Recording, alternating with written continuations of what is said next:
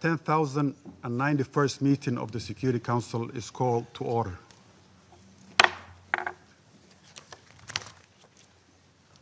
The provisional agenda for this meeting is the situation in the Middle East. The agenda is adopted.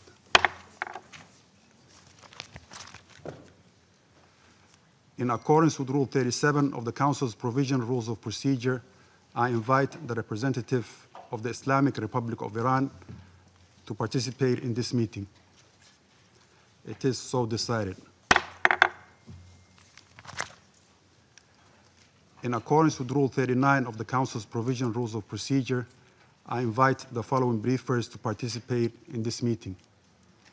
Ms. Martha Ama Akia-Pobe, Assistant Secretary General for Africa, Department of Political and Peace-Building Affairs and Peace Operations.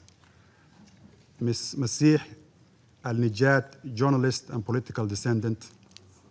And Mr. Ahmed Batibi, human rights activist and journalist. It is so decided.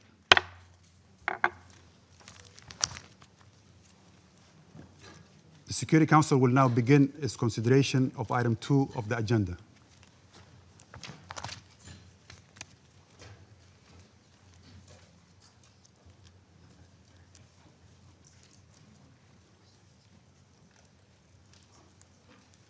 I now give the floor to Ms. Martha Ama Akia-Pobe.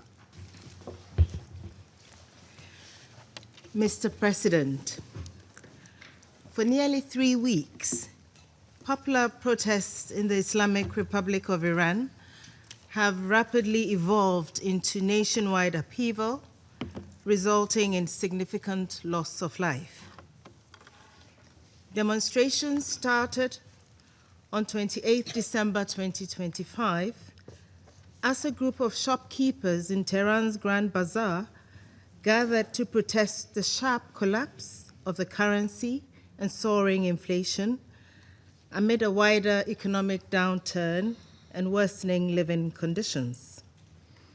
In the following days, demonstrations quickly spread throughout the country and turned into mass anti-government protests, the largest since the Women Life Freedom demonstrations of 2022. Protesters voiced grievances that went beyond long-standing economic and financial hardships. Marchers called for the downfall of the government and demanded freedom, dignity, and human rights, with some protesters chanting pro-monarchy slogans. The protests were initially peaceful, with scattered clashes between protesters and security forces, according to reports by the media, observations of our United Nations colleagues in the country, and accounts by the government of Iran. However, on the evening of 8th January, protests spread throughout Tehran and major cities. In response, the Iranian authorities imposed a near-total communications blackout, which remains largely in place today. The authorities also ordered university dormitories to be evacuated, erected concrete barriers around city centers, and reportedly used excessive force against protesters. According to media and human rights groups, security forces reportedly killed hundreds or possibly thousands of protesters and bystanders between 8th and 10th January. The United Nations is unable to verify these figures. The government of Iran has stated that it was compelled to act after what it deemed organized terrorists and rioters infiltrated the protests and opened fire on both security forces and demonstrators, aiming to provoke foreign military intervention. It has also blamed these elements for the killing of hundreds of civilians and members of the security forces. Mr. President, The Secretary General has expressed deep concern over the reported excessive use of force in Iran and stressed the urgent need to prevent further casualties. The Secretary General underscored that all Iranians must be able to express their grievances peacefully and without fear. He stressed that the rights to freedom of expression, association, and peaceful assembly enshrined in international law must be fully respected and protected. He further urged steps to restore access to information, including lifting the communications blackout. Human rights monitors report mass arrests in Iran in connection with the current wave of protests, with estimates exceeding 18,000 detainees as of mid-January 2026, although the UN cannot verify these figures. We call on the authorities to respect due process and fair trial rights for all detainees.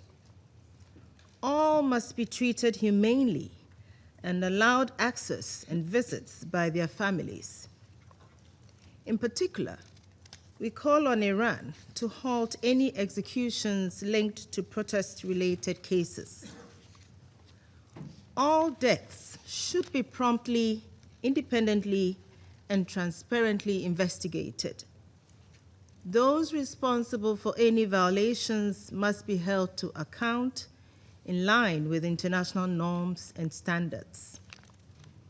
Mr. President, the situation in Iran is fluid and deeply concerning. Protests continue, albeit reportedly at a smaller scale than last week. In this context, we note with alarm various public statements suggesting possible military strikes on Iran. This external dimension adds volatility to an already combustible situation. All efforts must be undertaken to prevent any further deterioration. The Secretary General remains convinced that all concerns regarding Iran, including those related to the nuclear issue and ongoing protests, are best addressed through diplomacy and dialogue. He urges maximum restraint at this sensitive moment and calls on all actors to refrain from any actions that could lead to further loss of life or ignite a wider regional escalation. Mr. President, the Secretary General reaffirms the principles of the Charter, including the obligation of member states to settle disputes by peaceful means and the prohibition of the threat or use of force in international relations. These principles are not abstract ideals. They are the bedrock of international peace and security. They remain as relevant today as they were when the United Nations was founded. Thank you. I thank Ms. Pope for the briefing. I now give the floor to Ms. Masih Ali-Najat.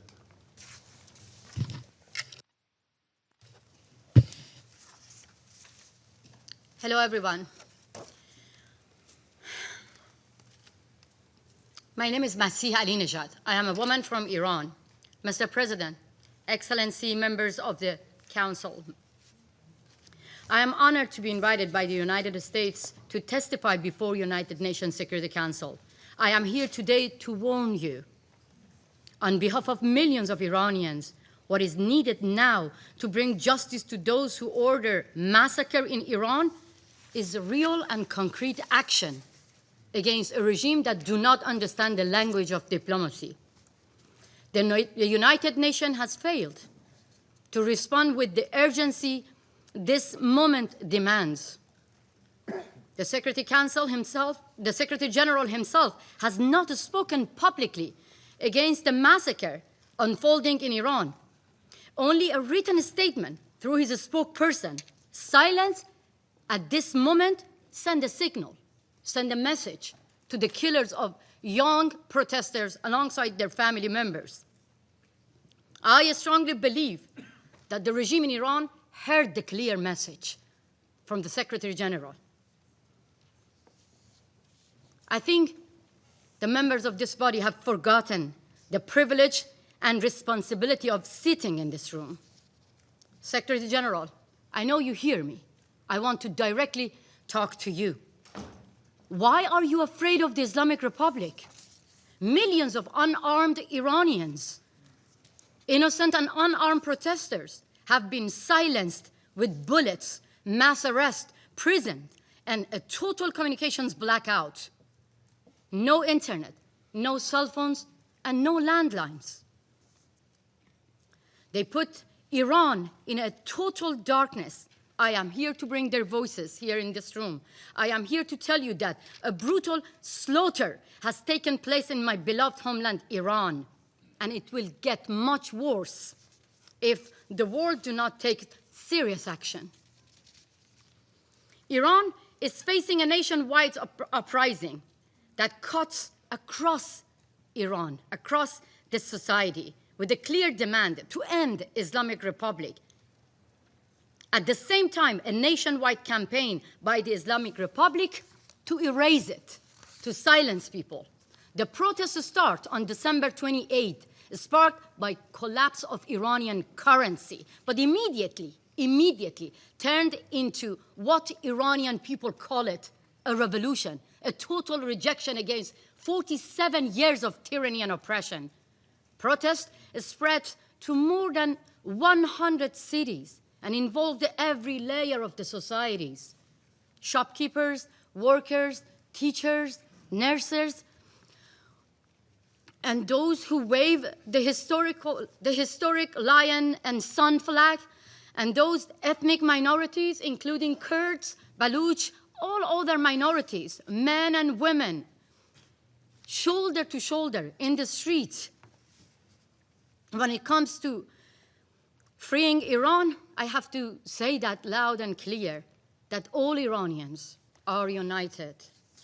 From Tehran to Tabriz, to Rash to Ahvaz, from major cities to small towns and villages that we barely even heard the names of those small towns and villages in the media.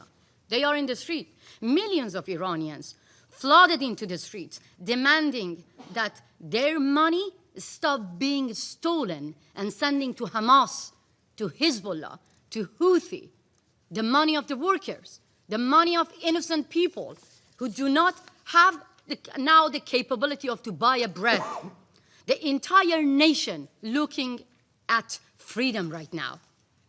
What followed was regime using military weapons, AK-47 against innocent people. According to Iran International Media Broadcasting, the death toll has passed more than 12,000.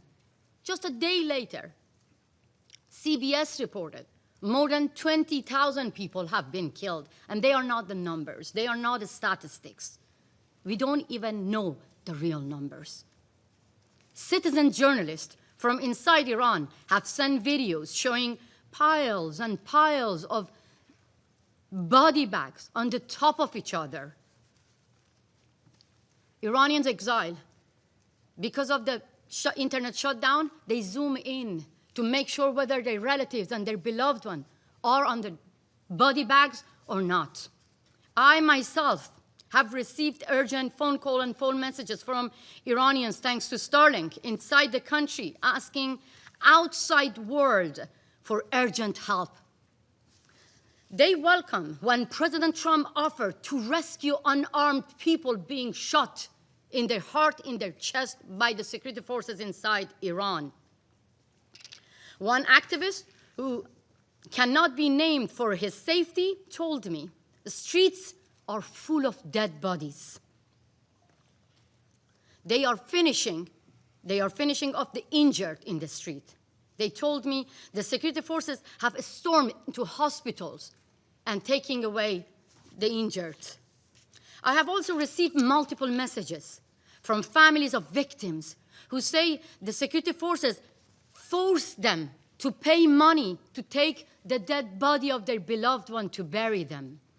On January 8, 2026, the Islamic Republic shut down the internet and imposed a technical blackout. Not to stop protests, because people are fed up and they are in the streets anywhere, but to hide their crimes, their brutality. This was not a technical mistake or failure, it was deliberate.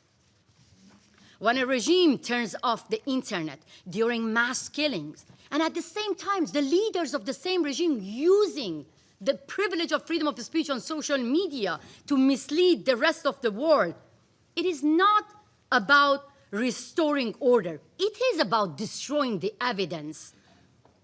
If it was not for Starlink inside Iran, we couldn't have been able to have even these informations. The Islamic Republic does not limit its crimes within its own borders. They kill their opponents at home and target those who expose their brutality abroad. Here, even here, on US soil, and every corner of the world, in Europe, in Canada, in Australia, everywhere. And they are not alone. This is called transnational repression, and the Chinese government helping them, Venezuelan dictators are helping them, Russian mobsters being hired by the Islamic Republic to target their dissidents and opponents beyond their own borders. I now address the representative of the Islamic Republic directly. You have tried to kill me 3 times. I have seen my would-be assassin with my own eyes in front of my garden in my home in Brooklyn. In the United States of America, in the courthouse, I have seen my would-be assassin confessing that they have been hired by the Revolutionary Guards to end my life. My crime? Simply echoing the voice of innocent people that you killed them. Your leader, Ali Khamenei, he ordered my killing. He said that American agent who compared compulsory hijab to the Berlin Wall must be killed. I am that woman, and I am not the agent of America. I have agency, but I am thankful to American government and the law enforcement to protect my life. And it was not, if it was not the protection of the law enforcement, I couldn't have been here to testify for millions of people who are facing the same killers, facing the same terrorist regime in my country. Yes, protection matters.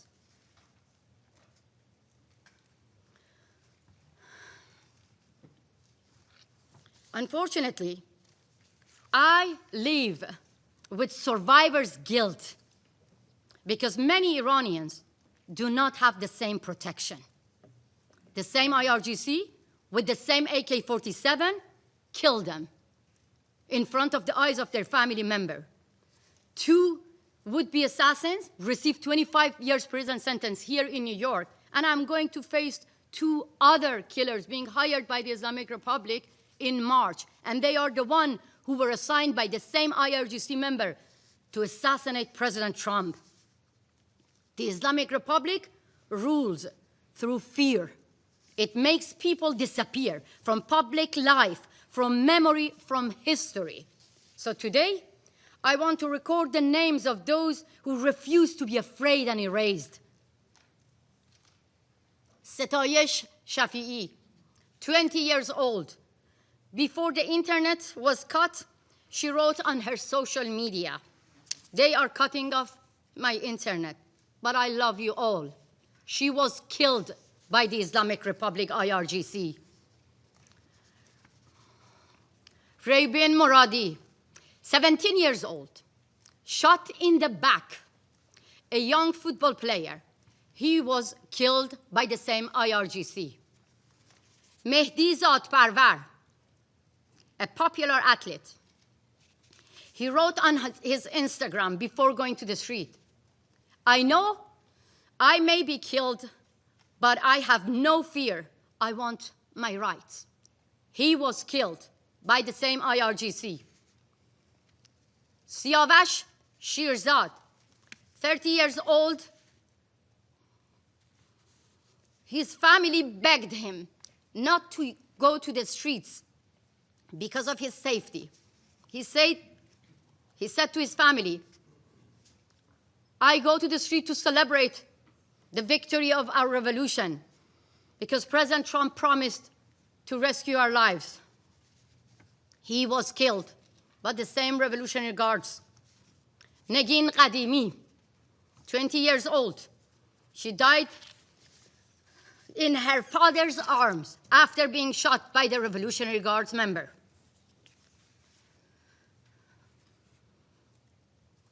I feel guilty that I don't name the rest. The list of names goes on and on.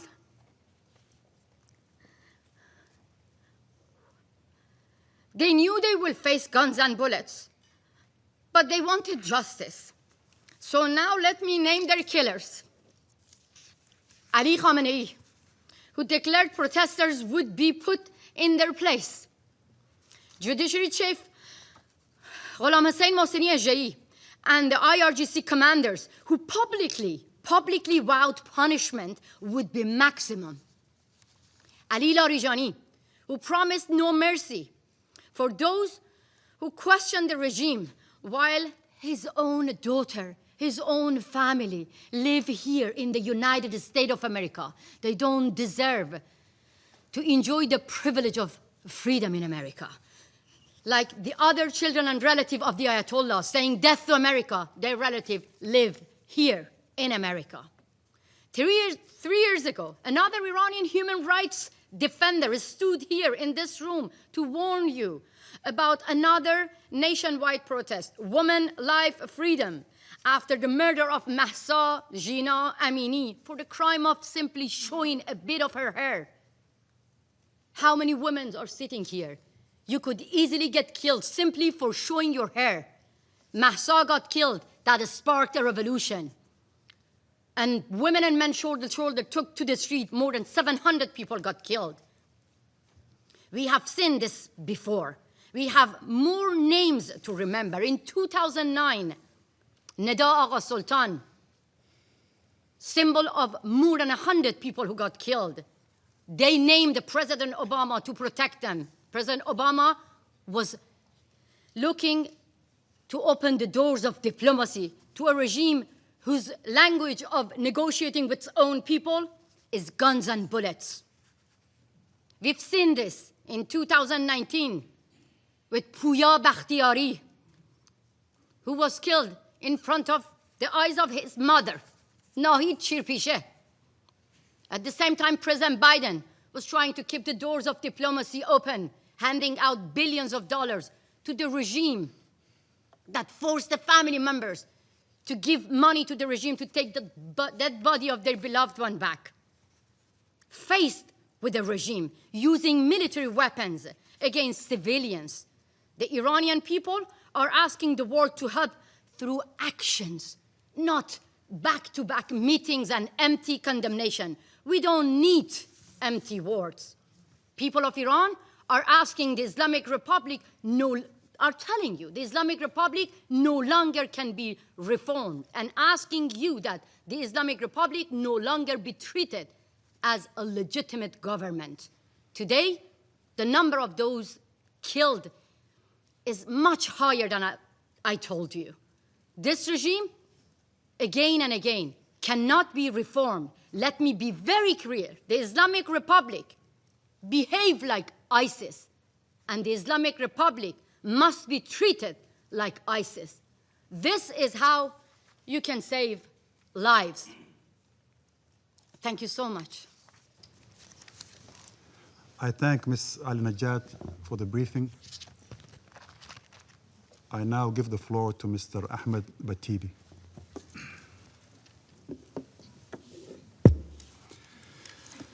Good afternoon, ladies and gentlemen. I have a note here, but I don't want to read from this note. I want to talk from my heart here and share my experience with you when I was in the prison of Islamic Republic. My name is Ahmed Batibi, Iranian-American journalist and human rights activist. A few years ago, when I was a student, the Iranian regime arrested me and sent me to jail for attending a demonstration, exactly that thing we see in the street right now in Iran. And they said that demonstration against the government, Islamic regime in Iran, is fighting with the government, and we are representative of the God, of Allah on the earth.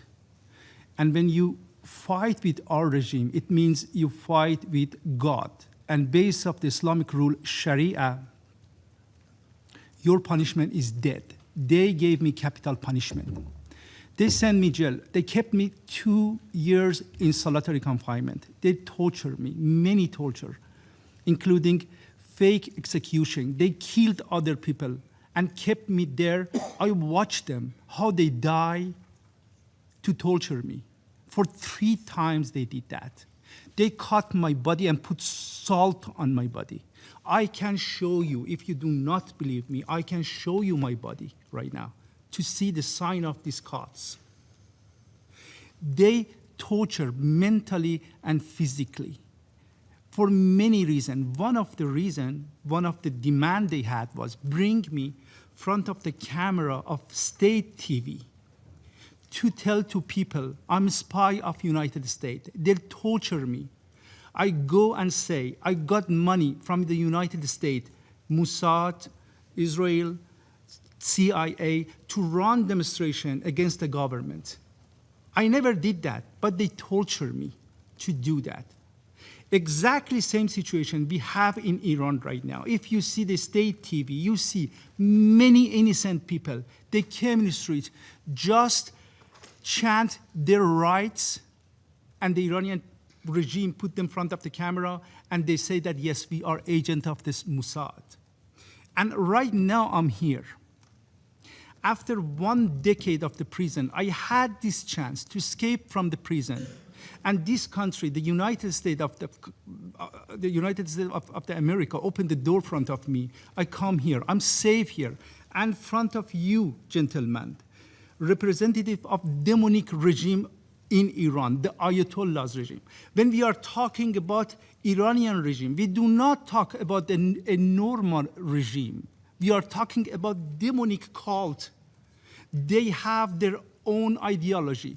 They have gun, they have money, and their mission is exporting their ideology to other countries. I don't want to talk about the details, but this is their mission.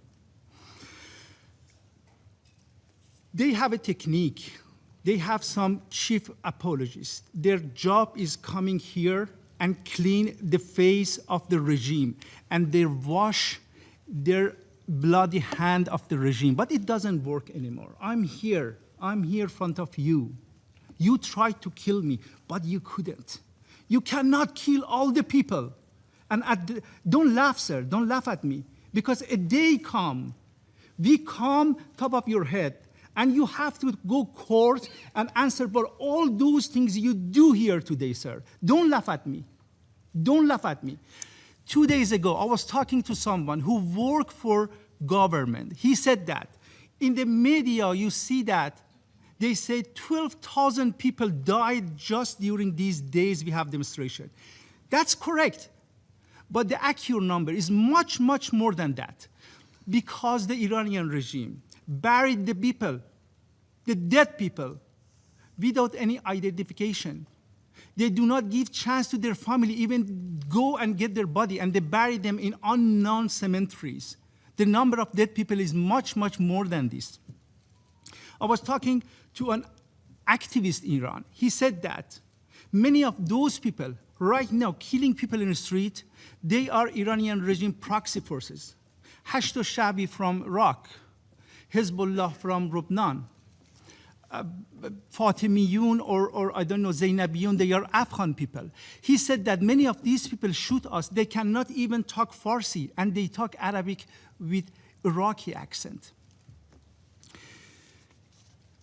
Everything I have to say details, Masih said that I don't want to get the time. But the only thing you have to know that, sir, you saw a lot of bravery during these days from Iranian people.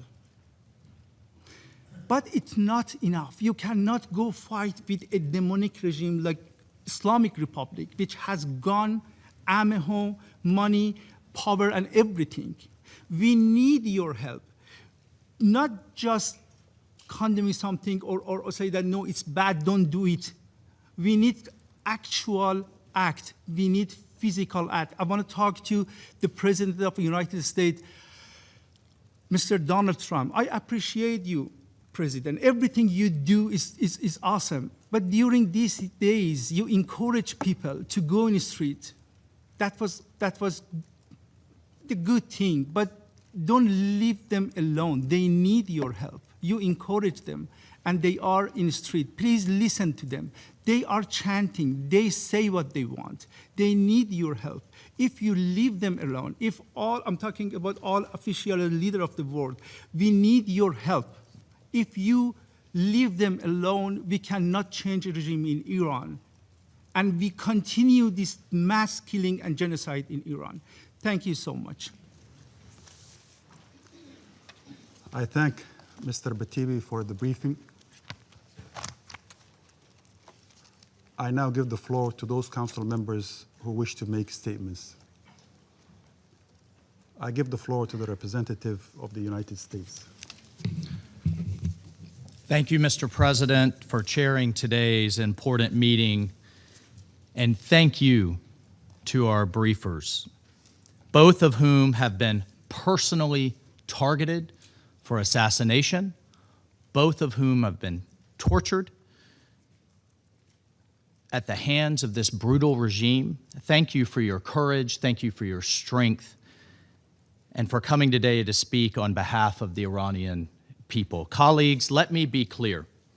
The level of violence, the level of repression that the Iranian regime has unleashed on its own citizens, its own people, has repercussions for international peace and security. You're going to hear today that it doesn't, that it's an internal matter. Absolutely wrong and false. This demands this council's attention. The people of Iran are demanding their freedom like never before in the Islamic Republic's brutal history. Unarmed, peaceful people who love their country are taking to the streets in pursuit of their legitimate aspirations for a better future. Well, this is our message. President Donald J. Trump and the United States of America stands by the brave people of Iran, period. And regardless of its excuses, and you will hear many today from the Iranian regime and from its friends, the regime is solely responsible for the economic misery of the Iranian people and the repression of their freedom, and they will be held accountable.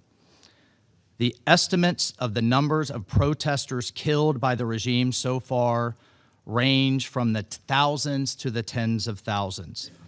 Although visibility into the totality of the violence has been obscured deliberately by the regime's nationwide internet blackout. Why has the internet been shut down for weeks? Why have the phone lines been cut? Why are commercial satellite communications being jammed in a very sophisticated manner? We've had a complete blackout. No internet, no phones, nothing. Only thanks to the Starlink system do we even have some window, a limited window, into the atrocities that are ongoing. Well, President Trump has been clear. He will not, nor should the international community, tolerate innocents being slaughtered in the streets. Since 1979, for decades, the regime has posed a threat to peace and security in the name of a religious ideology. The regime calls for death to America and the annihilation of Israel. Even as its own citizens cannot afford the very basics, food, drinking water, very basic medicines, it spends billions to develop its nuclear and ballistic missile programs to threaten its neighbors in the world and its support of terrorism.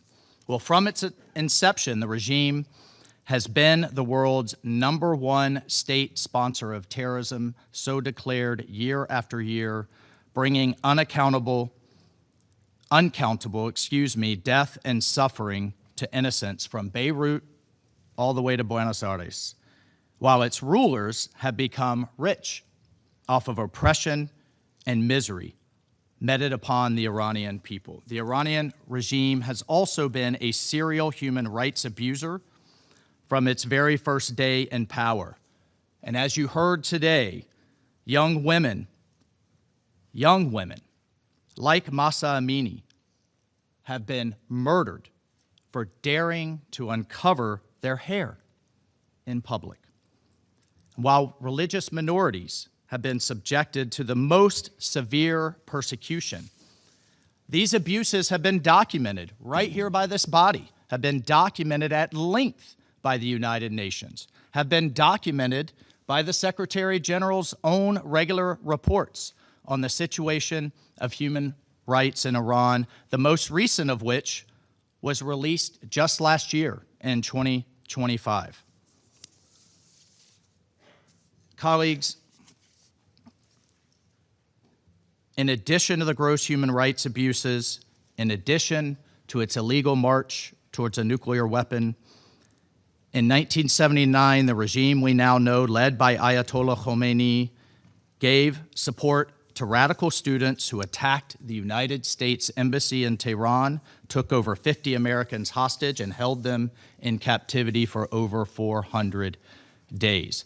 That was followed by the bombing attack on the United States Embassy in Beirut, killing 17 Americans and scores of Lebanese civilians, followed by the supported and direction of terrorists who drove 2 trucks filled with explosives into U.S. and French barracks in Beirut, killing 241 American soldiers and 58 French military personnel, all part of a multinational force invited by the Lebanese government.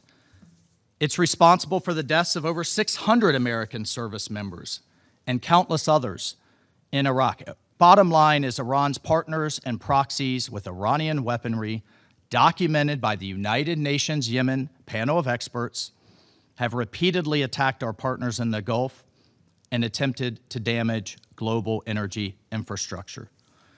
And then finally, the Iranian regime state television amplifies calls for a, quote, one-bomb solution to wipe Israel off the map, which ironically would be not only a massacre of all Israelis, but also the Palestinian people whom the regime claims to support. In 2011, the regime attempted to assassinate the Saudi ambassador to the United States in Washington, D.C., but luckily the attempt was thwarted, and further, the regime has continued to plot assassination attempts against the President of the United States, against President Trump, and other senior U.S. government officials, in addition to those who dare speak out living here in the United States. Colleagues, Iran has destabilized the Middle East for decades. It has supported and enabled Hamas's brutality, its hostage-taking, its heinous October 7th attacks. It has funded Hezbollah. It has funded the Houthis. Iranian-aligned militia groups in Iraq, including Kataib Hezbollah, have attacked the United States and the region again and again. It's backed the brutal Assad regime, and at every turn, the regime has put terrorist proxies in other nations before the welfare of its own citizens. And as a result of the regime's actions, putting money in the pockets of terrorists, funding its nuclear and missile programs instead of the basic needs for the people of Iran, Iranians have had enough. The regime's dereliction of duty to its own citizens is what has put the Ayatollahs in the positions they are in today, with hundreds of thousands, if not millions, protesting in the streets after decades of neglect and abuse. So everyone should ask themselves, everyone sitting here today, how many people are dead? How many people are wounded, maimed, and abused in the Middle East, in Israel, in Gaza, in Syria, in Lebanon, Yemen, Iraq, even Venezuela, because of the regime's support for terrorism. It's the largest state sponsor. And I would like to address the allegation put forward by the regime that these inspired protests are somehow a foreign plot to give a precursor to military action. Everyone in the world needs to know that the regime is weaker than ever before and therefore is putting forward this lie because of the power of the Iranian people in the streets. They are afraid. They're afraid of their own people. Iran says it's ready for dialogue, but its actions say otherwise. This is a regime that rules through oppression, through violence, and through intimidation, and has destabilized the Middle East for decades. Well, enough is enough. We all have a responsibility to support the Iranian people and to put an end to the regime's neglect and oppression of the Iranian nation. Colleagues, let me be clear. President Trump is a man of action, not endless talk like we see at the United Nations. He has made it clear all options are on the table to stop the slaughter. And no one should know that better than the leadership of the Iranian regime. Thank you, Mr. President. I thank the representative of the United States for the statement. I give the floor to the representative of Liberia.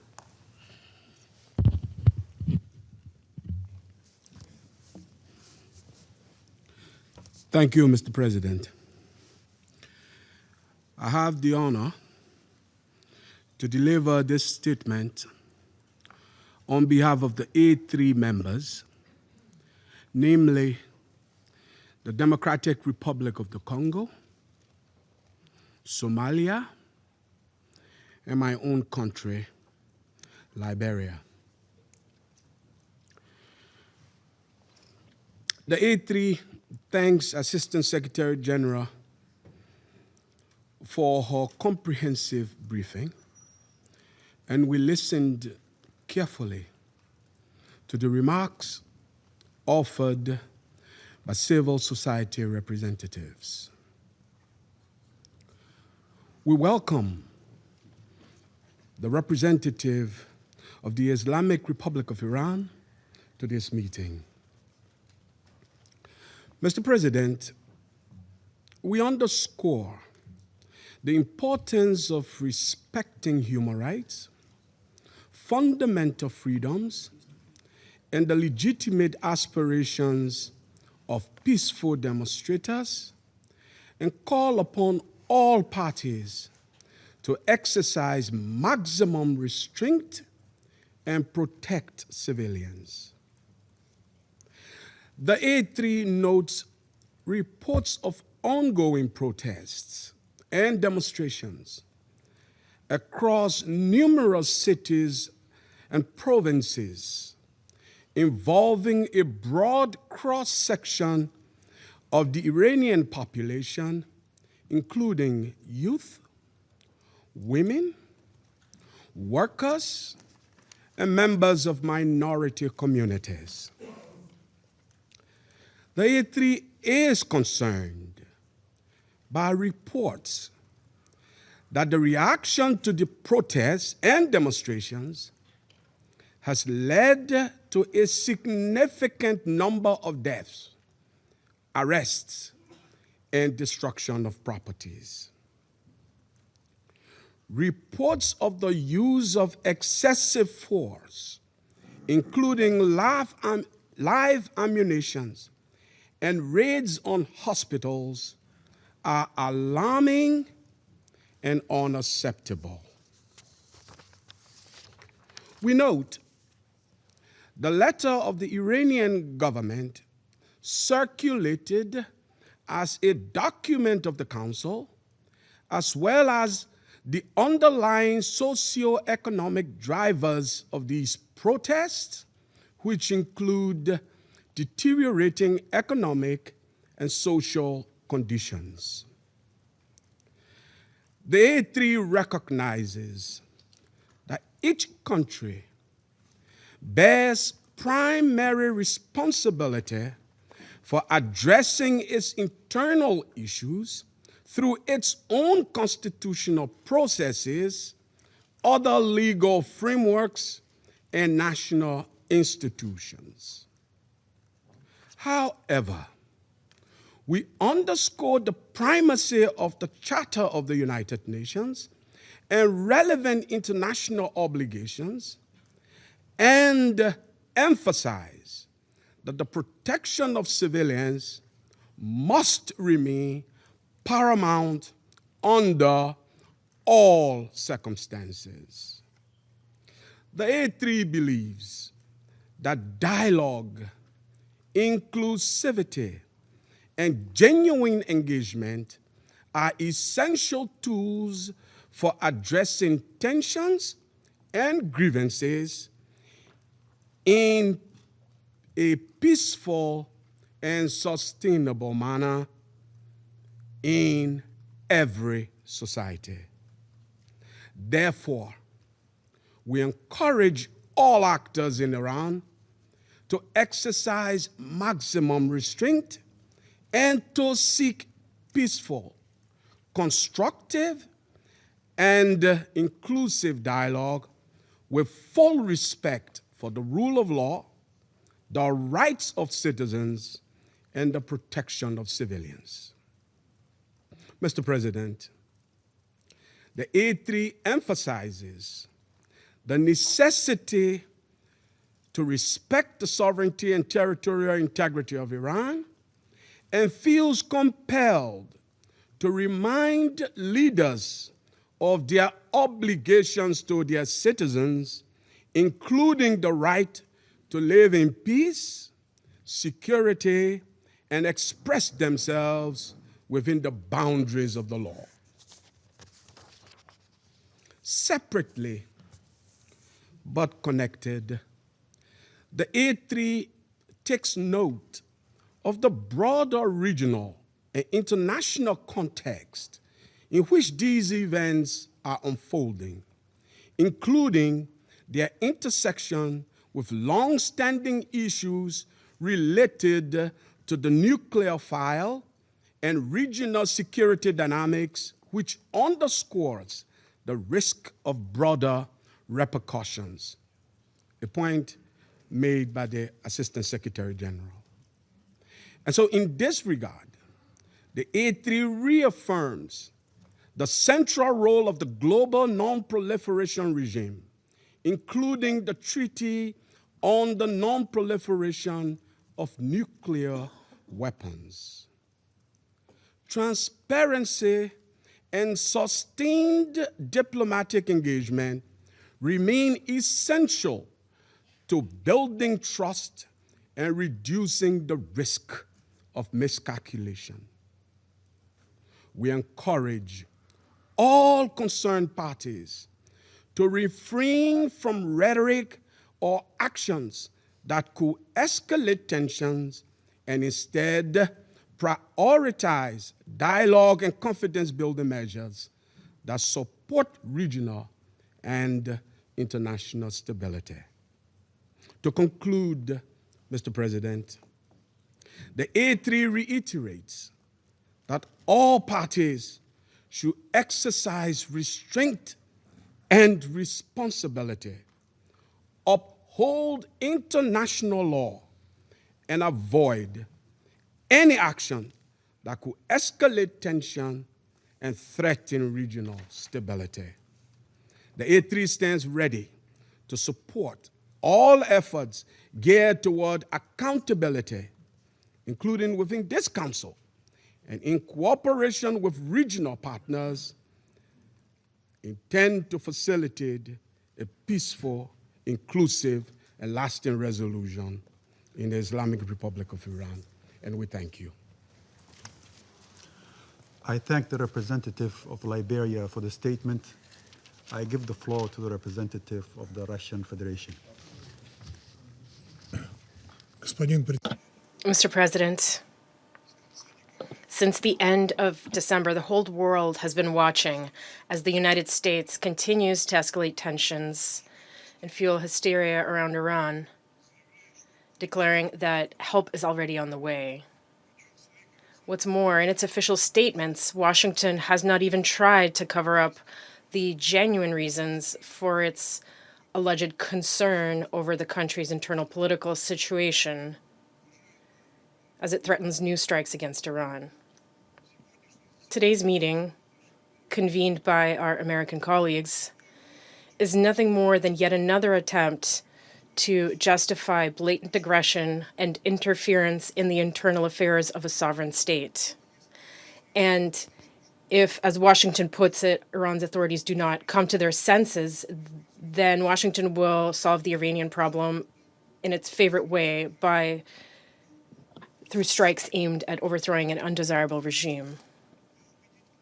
To lend credibility to their actions and to justify them, they have invited today's briefers, individuals who have been living in the United States for some 20 years and promoting an anti-Iranian agenda in Washington's interests. These so-called briefers cannot speak on behalf of the Iranian people. We firmly reject any attempts by the U.S. to waste council members' valuable time on briefings that are meant only to serve the interests and the position of those who convene this meeting, and briefings that are in no way related to issues of international peace and security. What just took place overall was nothing more than a circus, an embarrassment, a cheap show that is unbefitting of members of the Council.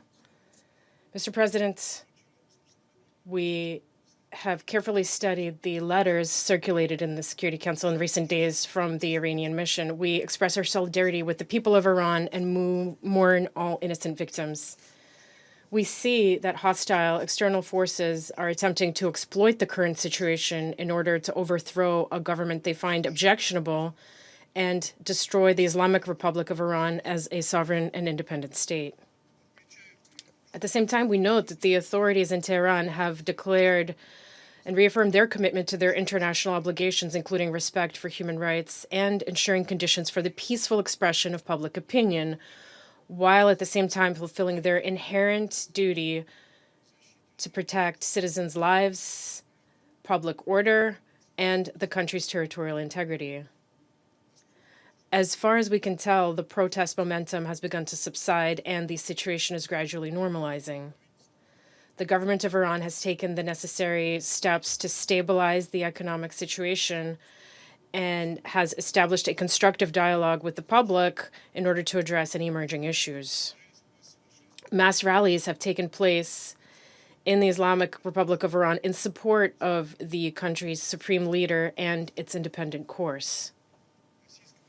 The Russian Federation is convinced that today's meeting of the Council should be approached through the lens of its mandate to maintain international peace and security and uphold international law, and not through the lens of Iran's internal political affairs. Violations of the aforementioned norms and principles in the current situation are obvious. They include the extremely dangerous and irresponsible rhetoric employed in recent days by U.S. leadership, which has gone as far as openly calling for the takeover of state institutions in Iran and threats to assist the protesters. Such statements amount to nothing other than incitement to violently overthrow the constitutional order of a sovereign state. They are a gross violation of paragraphs 4 and 7 of Article 2 of the UN Charter, which prohibit the threat or use of force and establish the principle of non-interference in the domestic affairs of states. Mr. President, what is happening on the streets of Iran in recent days has gone far beyond peaceful protest. There have been documented cases of firearms use, killings of law enforcement officers as well as civilians, arson attacks on medical facilities and public institutions, as well as attacks on emergency service facilities. These actions cannot be covered up by the pretext of freedom of expression or protecting human rights. What is happening in Iran is yet another example of the use of tried and tested methods for a color revolution in which specially trained armed provocateurs transform peaceful protests into senseless violence, riots, destruction of public property, and brutal killings of police officers, state security personnel, and peaceful protesters, including children. As we have already seen repeatedly in a number of states, all these actions are either directed or supported by external forces that are interested in a so-called regime change. In the present situation, these external forces are not even bothering to conceal their involvement in violent actions, especially given that the President of the United States has openly called on protesters to take over Iranian state institutions. The US and its cheerleaders are actively exploiting the economic and social difficulties faced by ordinary Iranians, difficulties caused by unlawful sanctions pressure imposed on Iran by Western states. They're using this to inflame public tensions and destabilize the domestic political situation. The current situation is clearly in line with Washington's declared policy, one supported by its allies, of maximum pressure on Tehran in order to advance their own political interests in the Middle East. They are using every means available to achieve this.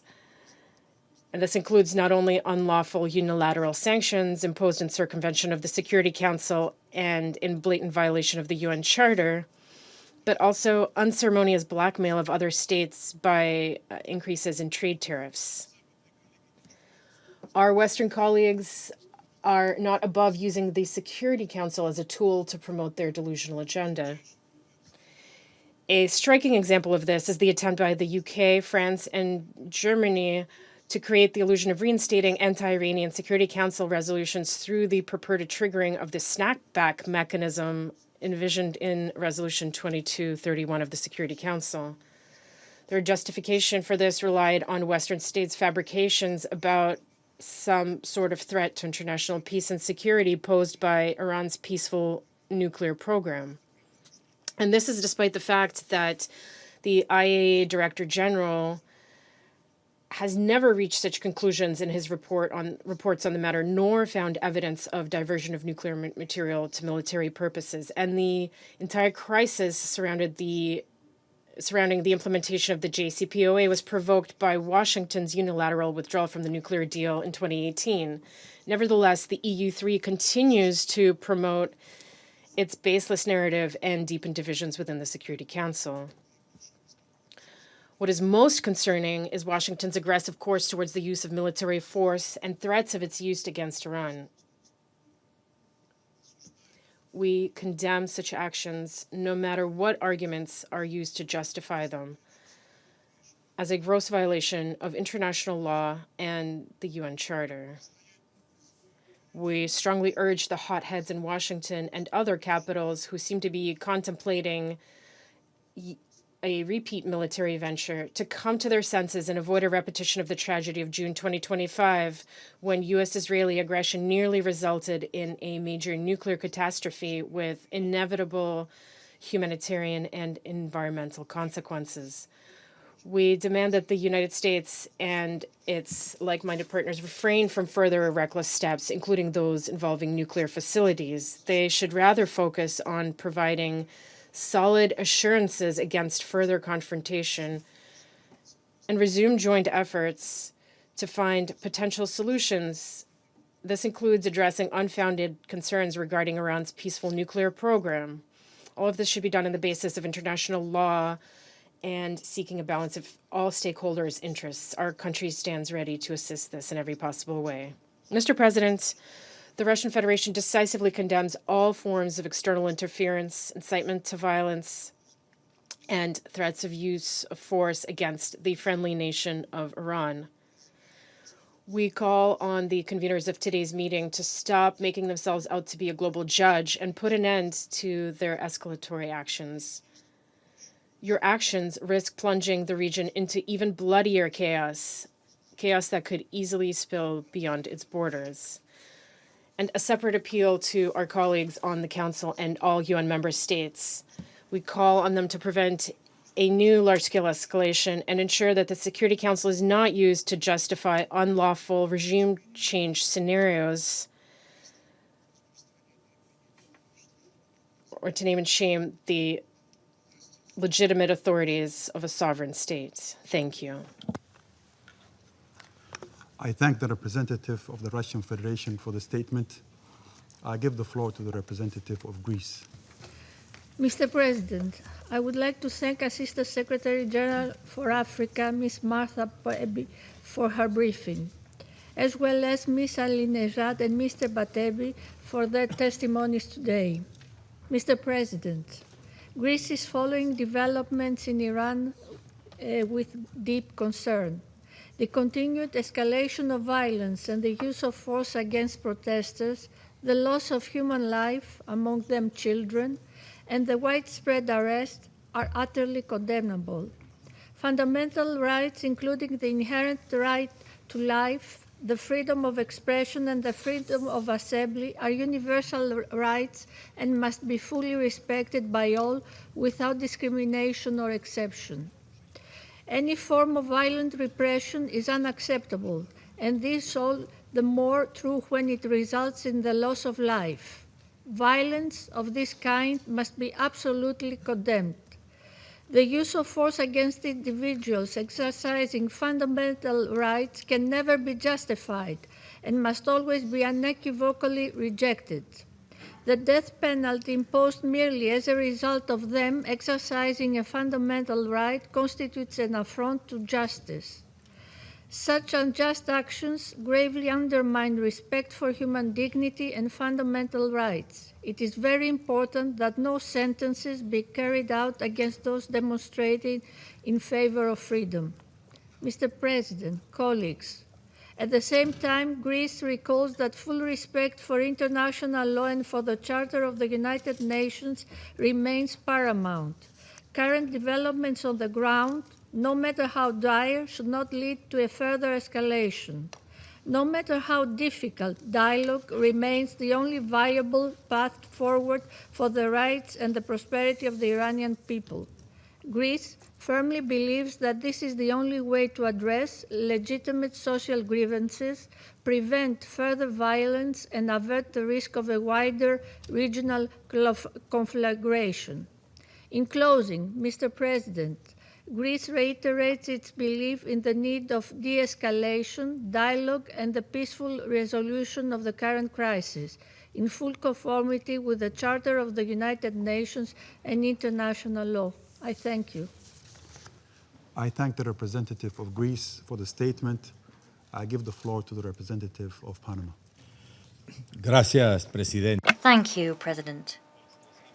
We wish to thank the ASG for Africa from the Department of Political and Peace Building Affairs and Peace Operations, Ms. Marta Pobe, for her detailed presentation. We also thank Mr. Ahmad Batevi and Ms. Masi Alinejad for their briefings.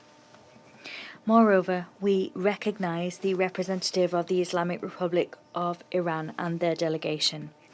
The Republic of Panama expresses its grave concern at the events that are and the people's protests that have been unfolding in the Islamic Republic of Iran. These events lay bare the widespread discontent of the civilian population.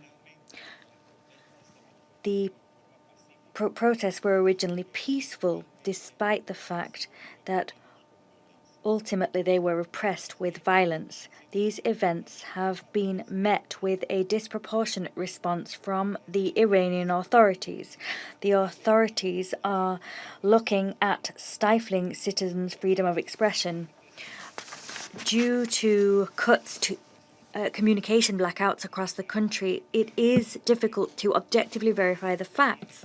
As such, there is little accurate information available regarding the current state of affairs. We cannot confirm the information that is circulating. However, thanks to the work of several independent media outlets, that of non-governmental organizations, and that of brave Iranians. Concerning figures have emerged. According to these reports, to date, the number of fatalities could stand at 2,000 or more, and a considerable number of people have been wounded or detained. Against this backdrop, concerns begin to arise, legitimate concerns indeed, at the possibility that the government may use summary trials and executions against those detained during national protests. With this in mind, Panama rejects any type of execution where the accused has not been offered the right to defense and due process in accordance with international law. These guarantees can never be selectively applied, nor can they be applied with double standards. Many detainees could meet such a fate, this in flagrant violation of all due process and of the fundamental rights protected by international law and enshrined in the UN Charter. President, rights to the freedom of expression, association, and peaceful assembly, as enshrined in international law, must be fully respected and protected by all states. Recent protests are the consequence of the wearing down of a regime which is economically and socially exhausted. They are also the consequence of the actions of the regime itself. These actions have gradually worsened the day-to-day lives of Iranians and have specifically affected Iranian women and children. The regime has prevented their education, their participation in public life, and their autonomy. Episodes in recent years have already laid bare the fact that there is a need to guarantee women's legitimate right to exercise their fundamental rights in a safe and dignified fashion. However, it is indeed timely to recognize that the economic isolation imposed by the international community may have also contributed to a certain extent to the fraying of Iran's social fabric, and that has directly affected the civilian population and exacerbated internal tensions. Consequently, we appeal to all actors to constructively provide support. All must also avoid imposing additional pressures which could further worsen the situation. It is of the utmost importance that the international community act with a sense of great responsibility and that it exercise caution. It must endeavour not to create adverse effects through their actions, which could have unpredictable consequences and further burden the already heavily tested Iranian population or serve to escalate tensions. This will see us ensure that the cure administered is not worse than the original illness. We urge the Iranian authorities to immediately put an end to and avoid all violent or disproportionate actions against the civilian population. The Iranian authorities must urgently facilitate a constructive forum for peaceful dialogue. Moreover, we encourage measures which guarantee access to information and communications, including the restoration of services that have been interrupted. This is because transparency is a fundamental prerequisite to generate trust and to prevent a further escalation of tensions. It is vital that human rights be respected. Citizens' safety and security must be guaranteed, and the legitimate demands of society must be heeded if we are to restore stability in the country. Thank you. I thank the representative of Panama for the statement. I give the floor to the representative of Pakistan. President, I thank Assistant Secretary General Martha Pobey for her briefing on behalf of the Secretariat. Let me also note the importance of objectivity and competence as regards the briefings by a civil society for an informed discussion. And needless to re-emphasize here the respect for decorum of this Council.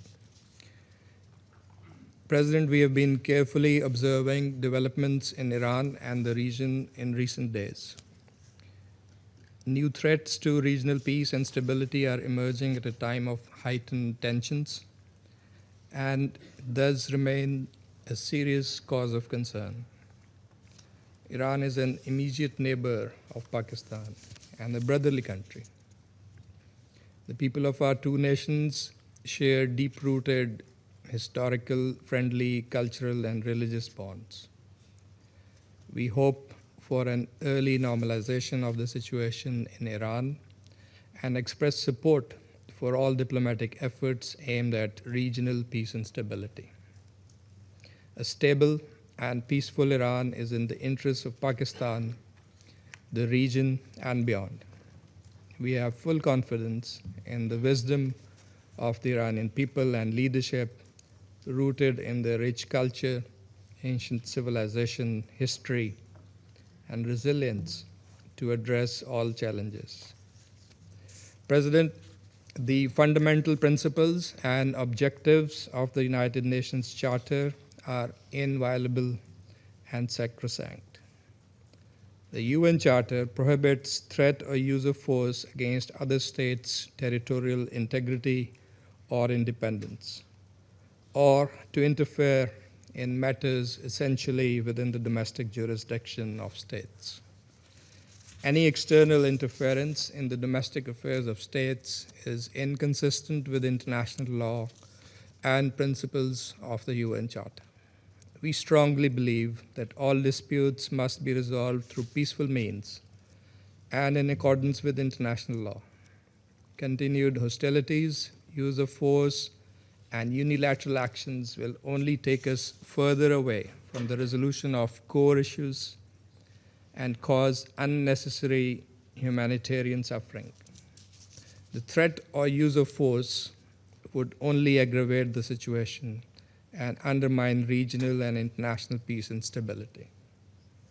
All parties must exercise restraint, act responsibly, strictly stay within the bounds of international law, and eschew any action that will be detrimental to regional and international peace and security. Diplomacy and dialogue should be the guiding principles for achieving negotiated settlement of all contentious issues in accordance with the rights, obligations, and responsibilities of the parties concerned. Pakistan has consistently advocated the primacy of diplomatic engagement and the imperative of avoiding confrontation and conflict in a region already beset by tensions and volatility. We sincerely hope that the situation in Iran will soon return to calm and normalcy, free from any internal turmoil or external pressure, and all relevant parties will return to the negotiating table to find a lasting solution to their differences based on mutual respect and understanding. I thank you. I thank the representative of Pakistan for the statement. I give the floor to the representative of China. President, I thank ASG14 for her briefing and welcome the participation of the representative of Iran at today's meeting. China and Russia have made their position clear to all Council members regarding the United States invitation of the relevant briefers. Recent developments in Iran have drawn widespread attention. China has taken note of the description thereof provided by the Iranian Foreign Minister in his letter to the UN Secretary General. For some time now, the United States has continued to make statements on the situation in Iran and has openly issued threats of the use of force against Iran. As a result, clouds of war are gathering over the Middle East and the tensions in the region continue to escalate.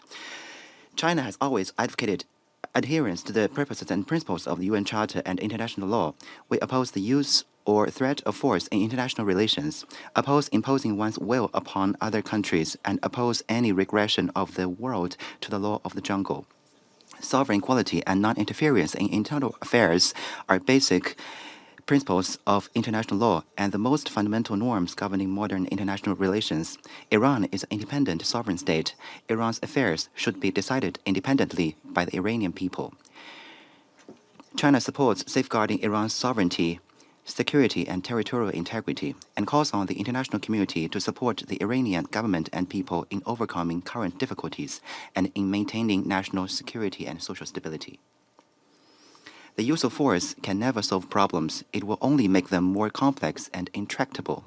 Any military adventurism would only push the region toward an unpredictable abyss. We urge the United States to abide by the purposes and principles of the UN Charter, abandon its fixation on the use of force, and call on all parties to exercise restraint and work together to play their due role in maintaining international peace and security. At present, the Middle East remains the most fragile region in the global security landscape, with the risks of turmoil and conflict persistently high. The people of the region have a strong desire for peace and development.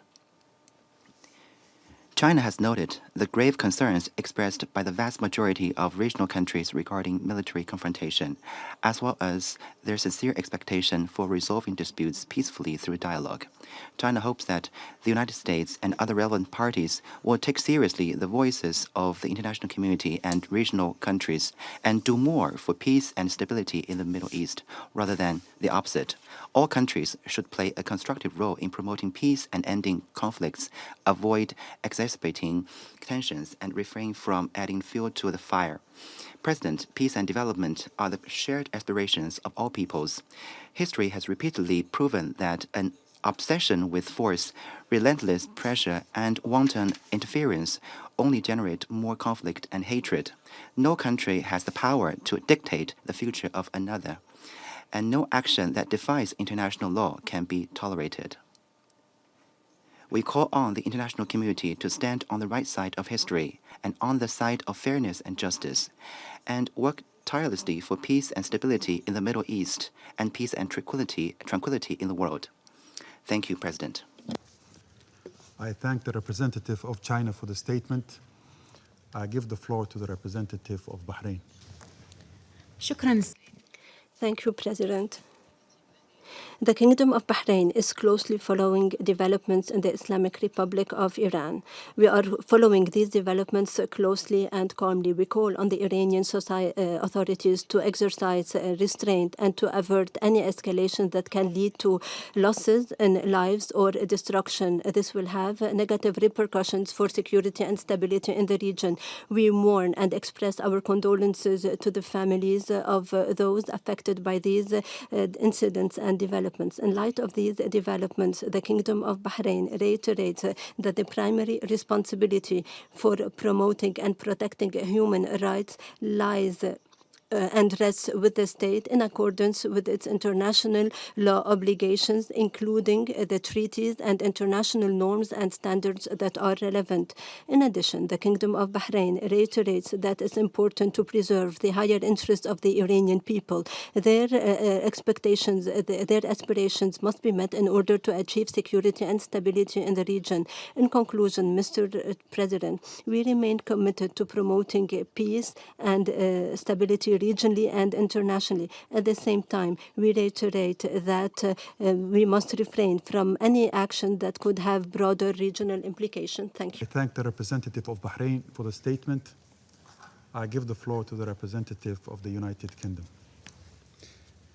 Thank you, President, and thank you, Assistant Secretary General Pobi, Masih Alinejad, and Ahmad Batebi. We welcome this timely meeting.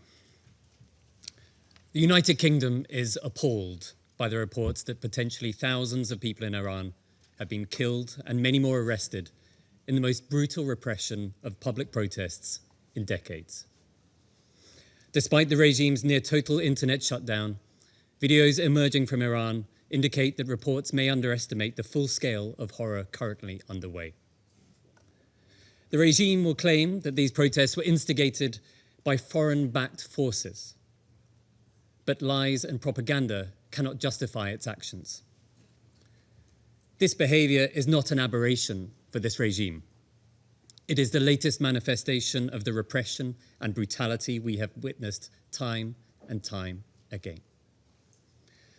Let me be clear. We condemn the regime's actions in the strongest possible terms. We pay tribute to the courage of the Iranian people, particularly Iranian women.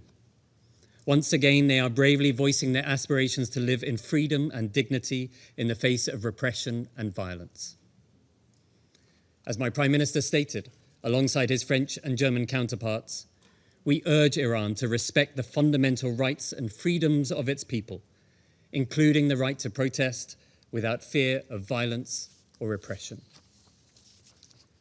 Iranian authorities must protect their people, not brutalize them. Iran must urgently change course. We have delivered this message directly to Foreign Minister Araghchi. As the G7 has made clear, we will act alongside our partners to impose additional restrictive measures if it does not. As my Foreign Secretary has said, the world is watching. The United Kingdom will continue to confront the regime's misinformation, call out its repression, and support regional peace and security. Thank you. I thank the representative of the United Kingdom for the statement. I give the floor to the representative of Denmark. Thank you, Mr. President. And thank you to the Somali presidency for acting swiftly to convene this meeting. The gravity of the situation in Iran warrants this timely discussion. I'd also like to thank Assistant Secretary General Pobi for her briefing and the civil society briefers, Mrs. Aline Majad and Mr. Batebi, for sharing their insights and personal experiences. Mr. President, once again, the Iranian people have taken to the streets to bravely voice their demands for a better life, a life in freedom, dignity, and prosperity. And once again, they have been met with sheer brutality and ferocious violence. We're deeply concerned by the reports of several thousand protesters killed by the Iranian security forces. And as we've heard from Assistant Secretary General Pobi, more than 18,000 arrested. Iran's brutal crackdown on the protesters is unacceptable. We strongly condemn these killings, as well as the use of violence, arbitrary detention, and intimidation tactics by the security forces against the protesters. These actions must stop. All Iranians must be able to express their grievances peacefully and without fear. We urge the Iranian authorities to exercise maximum restraint from unnecessary and disproportionate use of force. We stand in full solidarity with the Iranian people while they exercise their rights to freedom of expression, association, and peaceful assembly. We call on Iran to comply with its obligations under international human rights law and to ensure unhindered access to information and communication, including access to the internet, for all Iranians. Mr. President, loud and clear, again and again, we hear the Iranians lift their voices for a better life, for their lives, for their rights to be respected. For too long, the leaders in Tehran have not heeded this call. The time has now come for the government of Iran to finally listen, to respond to the will of its people through peaceful means. We urge them to start today. I thank you. I thank the representative of Denmark for the statement. I give the floor to the representative of Colombia. Gracias, señor. Thank you, Mr. President, for convening this briefing. I wish to convey my gratitude to Assistant Secretary General for Africa.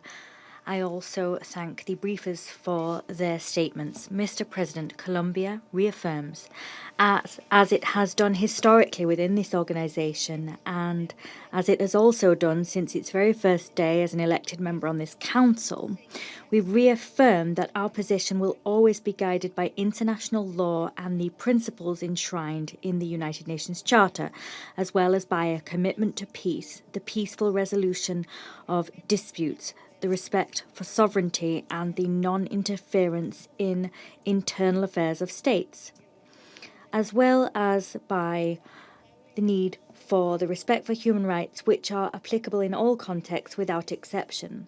The freedom of expression, peaceful assembly and association are universal rights. They are enshrined in international human rights law, and that law must apply without exception. It cannot be watered down or relativized. These freedoms must be guaranteed throughout the world. No differentiated treatment can be applied, and the above is a vital prerequisite for legitimacy, peace, and democracy.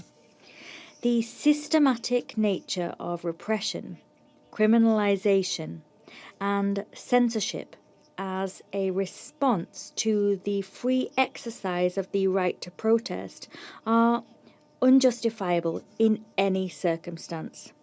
Moreover, they constitute grave violations of human rights, and they weaken the very foundations of the rule of law. Against that backdrop, we are gravely concerned by the events which are unfolding in Iran, including the use of the death penalty and other forms of repression as a response to peaceful demonstrations. We are also alarmed by the use of expedited legal proceedings, which do not guarantee due process.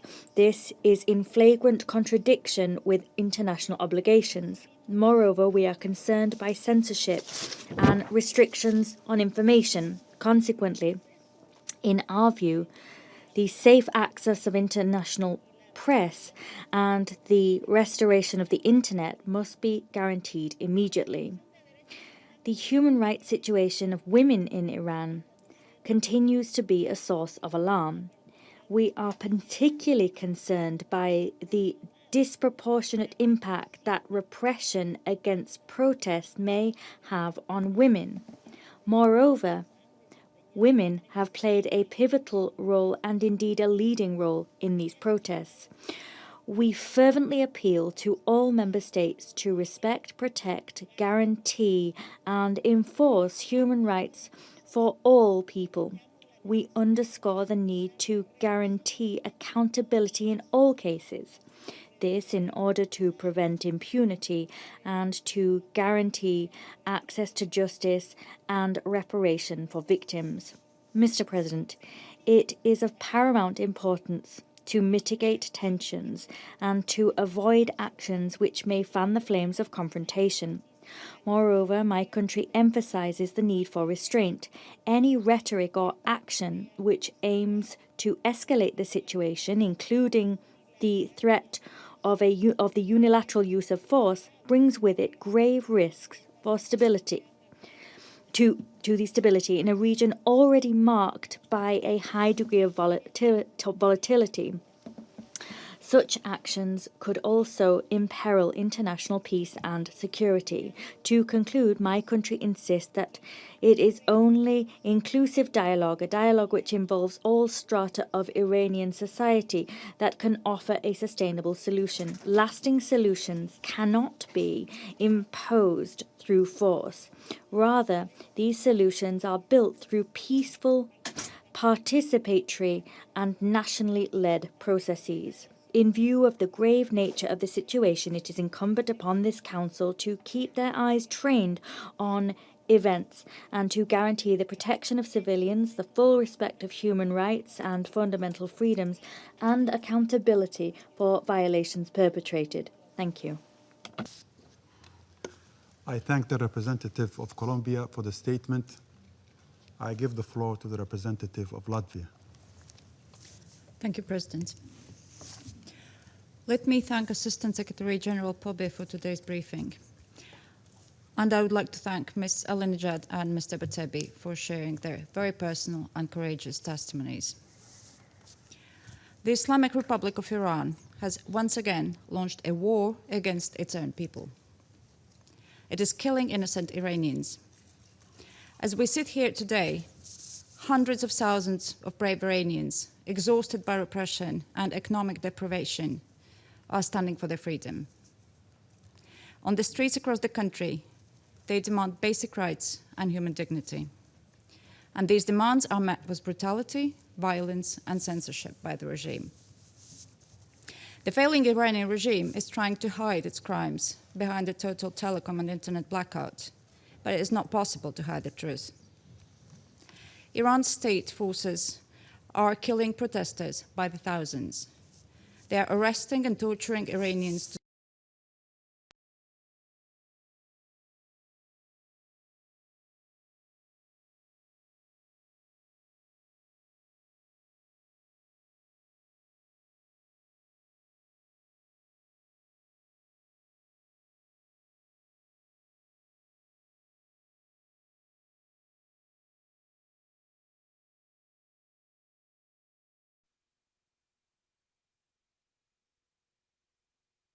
Destabilizing role across the Middle East and beyond. It continues to pursue its illegal nuclear program. It has persistently avoided re-establishing credible, verifiable cooperation with the IAEA. The regime has supported, financed, and armed various proxy forces and terrorist groups, including Hamas, Hezbollah, Houthis. This has gravely undermined regional security and prosperity. The continued material support of the Iranian regime to Russia's war of aggression against Ukraine is despicable. Iranian weapons and technology are used to destroy also Ukrainian cities and commit atrocities against the Ukrainian people. Because Iran has chosen to supply and support the aggressors, while its own people have been driven to despair. Mr. President, for far too long, the Iranian regime has posed an unacceptable threat to global peace and security. And we condemn, in the strongest possible terms, the brutal actions of the regime and reiterate our support to the brave Iranian people. And I thank you. I thank the representative of France, of Latvia for the statement. I now give the floor to the representative of France. Merci, Monsieur le Président. Je remercie Madame la sous-secrétaire générale, Martha Pobby, ainsi que Madame Massi Alinejad et Monsieur Ahmad Batebi pour leurs exposés. Nous sommes réunis aujourd'hui pour évoquer la situation en Iran et les présentations qui viennent d'être faites nous ont dépeint l'extrême gravité de ce qui est en train de s'y passer sous nos yeux. Depuis le 28 décembre dernier, une intolérable violence d'État s'abat sur les manifestants qui se sont mobilisés à travers l'Iran pour exprimer de façon pacifique leurs aspirations légitimes à la dignité, à la liberté, au respect de leurs droits fondamentaux. Les victimes innocentes de cette répression se comptent désormais en milliers. Déjà, en 2009, en 2019, en 2022, les autorités iraniennes avaient réprimé dans le sang les mouvements pacifiques de la population iranienne, soulevés pour leur dignité et pour leurs droits. Nous conservons le souvenir de la mort de Mahsa Amini en septembre 2022 aux mains de la police des mœurs iranienne. La France condamne le recours massif et délibéré à la violence par les forces de sécurité iraniennes. Elle condamne les détentions arbitraires de milliers de manifestations, de milliers de manifestants. Elle condamne les coupures d'Internet dans l'ensemble du pays qui visent à imposer le silence sur la brutalité de la répression. La France exprime sa solidarité avec les victimes. Elle se tient aux côtés du peuple iranien qui manifeste pacifiquement pour ses droits et pour sa liberté. Nous exhortons les autorités iraniennes à se conformer à leurs obligations internationales et à respecter les droits et libertés fondamentales du peuple iranien, en particulier la liberté d'expression, le droit à l'information, la liberté de réunion pacifique. Le président de la République française, M. Emmanuel Macron, s'est exprimé en ce sens. Le ministre français des Affaires étrangères l'a dit sans détour à son homologue iranien, et l'ambassadeur d'Iran à Paris se l'est vu signifier dans les termes les plus clairs lorsqu'il a été convoqué il y a 2 jours au ministère des Affaires étrangères. Nous réitérons également notre appel à la libération immédiate et inconditionnelle de tous les prisonniers arbitrairement détenus en Iran. ainsi qu'à la suspension de l'application de la peine de mort. Nous demandons la convocation rapide d'une session extraordinaire du Conseil des droits de l'homme afin d'évoquer la situation en Iran et de charger les mécanismes dédiés d'enquêter sur les violations des droits de l'homme. Monsieur le Président, face à l'ampleur et à la brutalité de la répression, la communauté internationale et le Conseil de sécurité ne peuvent détourner le regard. Il appartient au peuple iranien, et à lui seul, de décider de son destin. Mais notre responsabilité collective est de dénoncer les violences et la répression dont il est victime alors qu'il exprime ses aspirations légitimes. Comme l'a rappelé le Président de la République, le respect des libertés fondamentales est une exigence universelle. La dénégation brutale de cette exigence par les autorités iraniennes constitue tout ensemble une violation des responsabilités de l'État à l'égard de sa population et un facteur supplémentaire de menace à la paix et à la sécurité internationale. La vigilance de ce Conseil est d'autant plus justifiée que la situation présente un risque d'escalade très préoccupant. Que l'Iran, nous le savons, continue par ailleurs de mettre en péril la sécurité régionale par le soutien qu'il apporte aux groupes armés non étatiques qui lui sont affiliés, et qu'il continue de défier le régime international de non-prolifération en poursuivant un programme balistique menaçant ainsi qu'un programme nucléaire dont les finalités pacifiques ne peuvent pas être démontrées par l'Agence internationale de l'énergie atomique. Monsieur le Président, avec ses partenaires européens et du G7, la France est prête à imposer des mesures restrictives supplémentaires à l'encontre des individus et entités impliqués dans la répression des manifestations en Iran. La France appelle ce Conseil à ne pas détourner les yeux de ce qui se passe en Iran.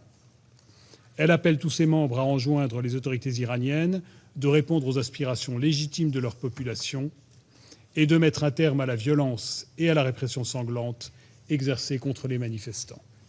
Je vous remercie. I thank the representative of France for the statement. I now give the floor to the representative of Islamic Republic of Iran.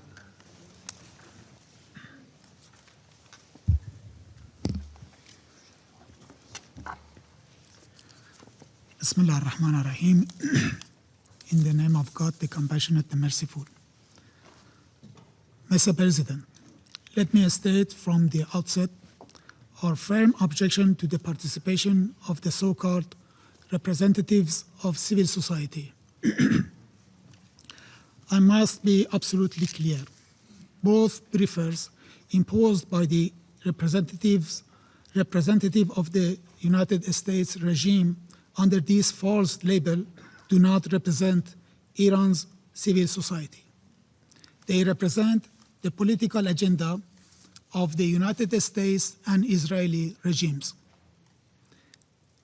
They have lived outside Iran for more than 2 decades and have consistently engaged in incitement to violence and promotion of extremist and terrorist activities, including advocating and facilitating the use of lethal force against law enforcement officers.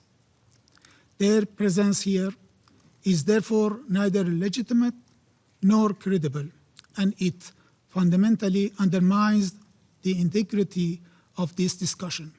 It is shameful that the United States regime transferred this esteemed body to a scene for theater and show, for baseless accusation and statement. This is in line with the United States regime in dismantling and disgracing the United Nations system. If you want to look for a case, the killing of innocent lady in Minnesota last week and nationwide crackdown can be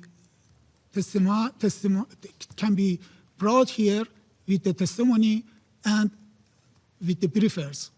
And please teach them the meaning of briefing. The briefing is different from the personal statement and accusation. Please do not sell them to the world as representatives of Iran's civil society. Their acts and statements regarding Iran are far from civil, and they have long divorced from Iran's society. They amplify the Israeli-American foreign agenda. They are both on Mossad's payroll in accordance with undeniable evidence. We have taken note of the briefing provided by ASG. Regrettably, her briefing was one-sided and not grounded in factual evidence.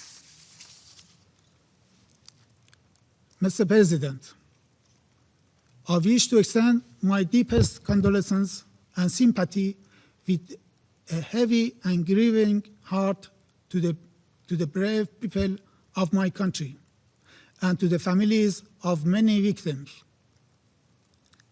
In recent weeks, Iran has lost numerous innocent civilians and devoted members of its security and law enforcement forces. Many of our young people were brutally murdered in acts of extreme violence resulting from the atrocities committed by ISIS. Many of our police officers sacrificed their lives in the line of duty to protect civilians and preserve public order. I speak today on behalf of a nation in mourning. It is deeply regrettable that the representative of the United States regime who requested this meeting has today resorted to lies, distortion of facts, and deliberate misinformation to conceal his country's direct involvement in steering unrest in Iran to violence.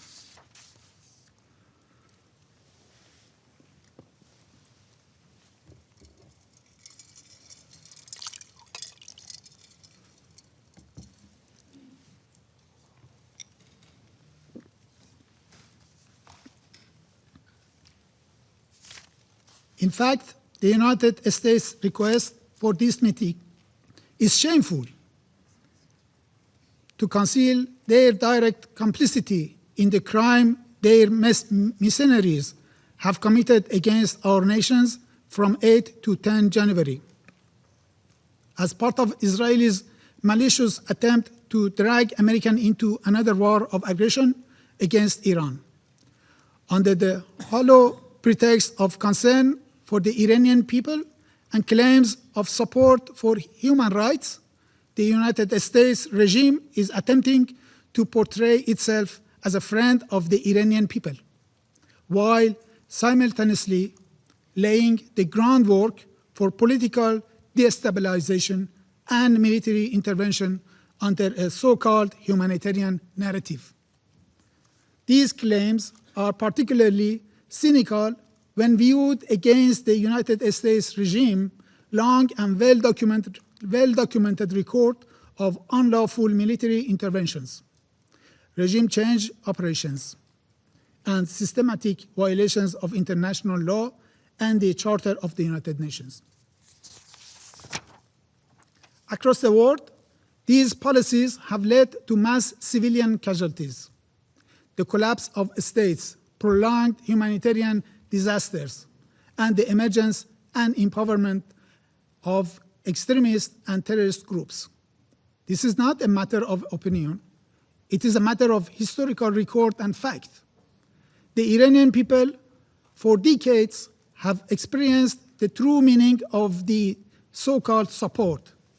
The United States pattern of coercion and interference under the deceptive pretext is clear, from the orchestration of the 1956 coup against the democratically elected government of Dr. Mossadegh, to its extensive political, military, and intelligence backing of Saddam's regime war of aggression against Iran.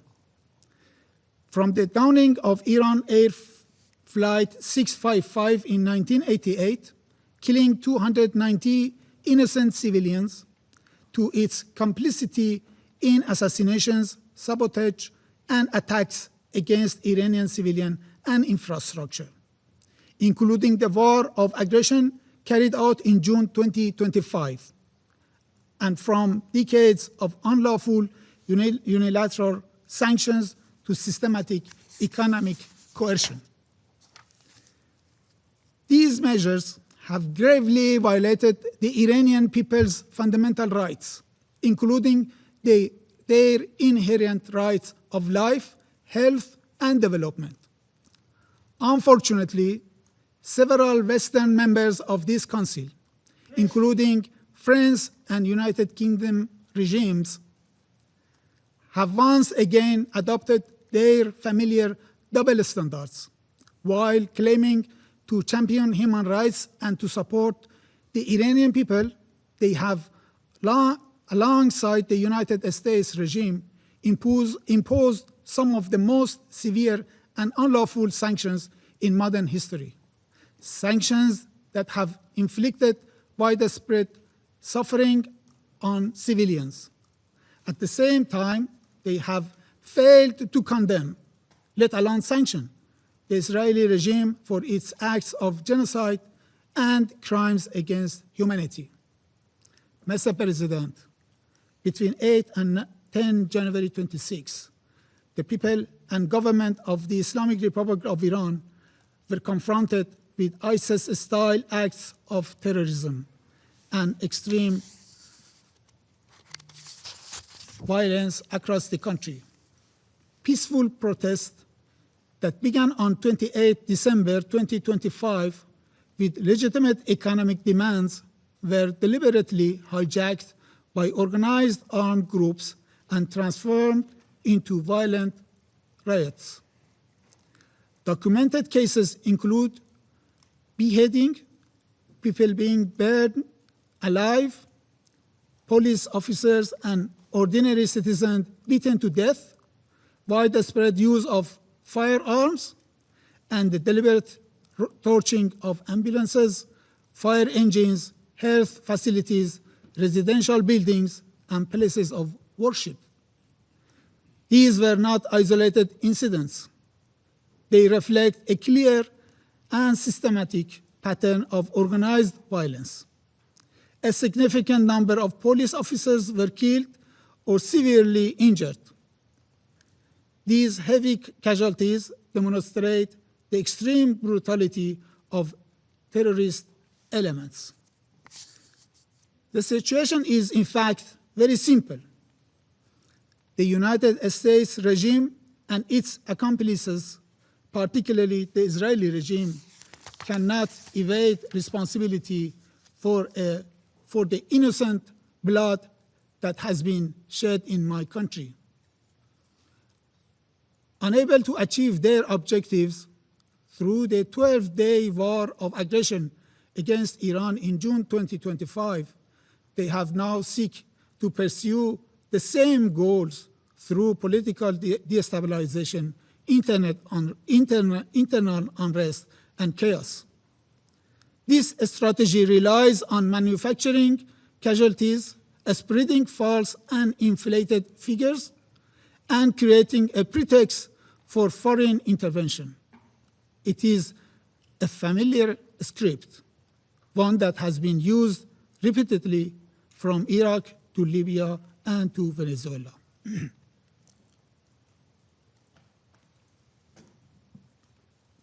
Mr. President, allow me to recall only a few of interventionist and reckless statements made by US officials, which clearly demonstrates Washington's direct involvement in this unrest. On 29 December 2025, during a joint press conference with the Prime Minister of Israel regime, the President of the United States regime declared, If Iran continues with its missile program, yes, I support a strike. If they continue with their nuclear program, the strike should be immediate. He further threatened, we are going to have to knock them down. We'll knock them down. We'll knock the hell out of them. On 2nd January, former US Secretary of State Mike Pompeo openly acknowledged the presence of Mossad agents among the rioters. I quote the same wording he used in his message in X. Happy New Year to every Iranian in the street, also to every Mossad agent beside them. End of the quote. On 3rd January 2026, the President of the United States regime stated, we are locked and loaded and ready to go. On 10 January 2026, Senator Lindsey Graham publicly incited violence action, stating when President Trump says, make Iran great again, it means protesters in Iran should defeat the Ayatollah. On 12 January, the White House spokesperson confirmed that President Trump would not be hesitant to use military force against Iran. On the same day, Senator Graham declared, I quote, Iran's leadership must be destroyed. This is the best opportunity since 1779 to change the Middle East. On 13 January, the US President stated, and I quote, Iranian patriots, keep protesting. Take over your institutions. Help is on its way. And the statement of the representative of the United States regime today will be added to this list. These are not isolated remarks. They constitute explicit calls for regime change, violence, and military aggression. Mr. President, the exploitation of peaceful protest for geopolitical purposes and reckless endangerment of civilian lives fully aligned with the destructive role and unlawful unilateral sanctions have played in creating this situation. Claims of concern for human rights ring hollow when made by those who systematically violated them. 3 days ago, millions of Iranians marched to restore calm in our cities, to support law and order, and to reject reckless attempts to push our country towards civilian conflict. President Trump chose to ignore this historic display of unity and restraint. Instead, he issued a provocative statement aimed at reinvigorating unrest, but people of Iran nationwide ignored his invitation for further violence, and this is why calm has been reestablished across the country. Mr. President, any threat to use of force against the Islamic Republic of Iran under any pretext, including claims of protecting protesters or supporting the Iranian people, constitute a grave and manifest violation of international law and the UN Charter. Such unlawful actions directly breach Article 2.4, which prohibits the threat or use of force, and Article 2.7, which enshrines the principle of non-intervention. No rule of doctrine, narrative, or political justification can legitimize unilateral military action or coercion without explicit Security Council authorization under Chapter 7. Invoking humanitarian rhetoric to justify force in a deliberate abuse of international law. The Security Council, its members, and the Secretary General bear a clear legal, moral, and political responsibility to unequivocally reject and condemn such unlawful actions before it is too late. The credibility of the United Nations and the survival of the Charter itself now depend on whether this fundamental prohibition is upheld or eroded by one of its own permanent members.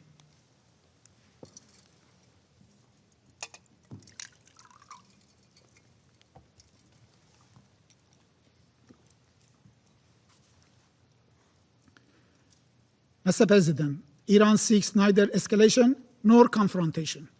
However, any act of aggression, direct or indirect, will be met with a decisive, proportionate, and lawful response under Article 51 of the Charter.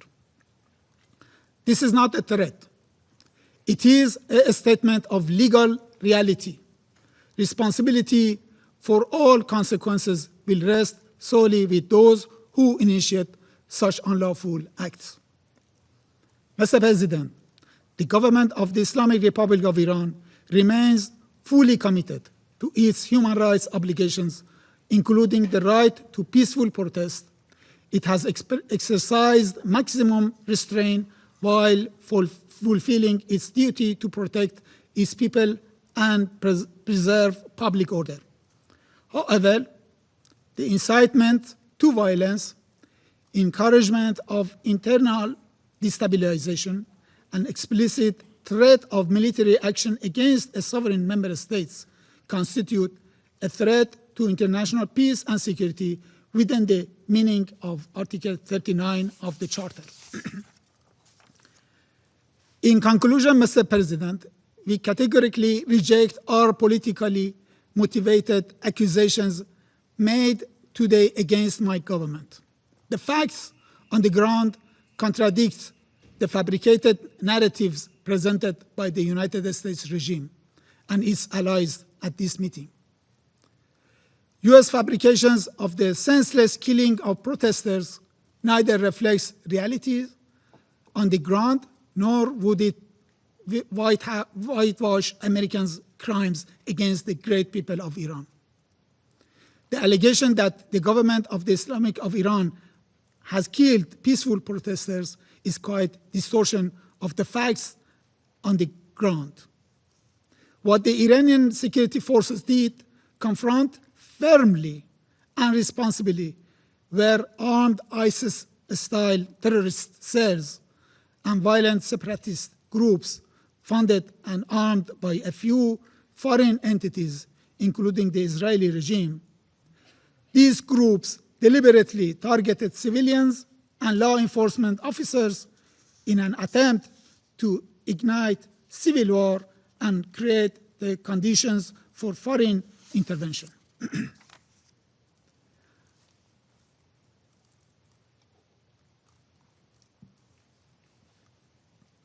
The claim that internet restrictions were imposed to conceal harm to our own people is equally false. On the contrary, temporary limitations were necessary to protect Iranian nation from evil operations that foreign agents, including Israeli one, are conducting against the safety of the nation. It was also absolutely vital to prevent huge cyber attacks against Iran and its infrastructure, and to disrupt communications among terrorist networks, coordinating terror operations from within our cities. I thank you, Mr. President. I thank the representative of the Islamic Republic of Iran for the statement. There are no more names inscribed on the list of speakers. The meeting is adjourned.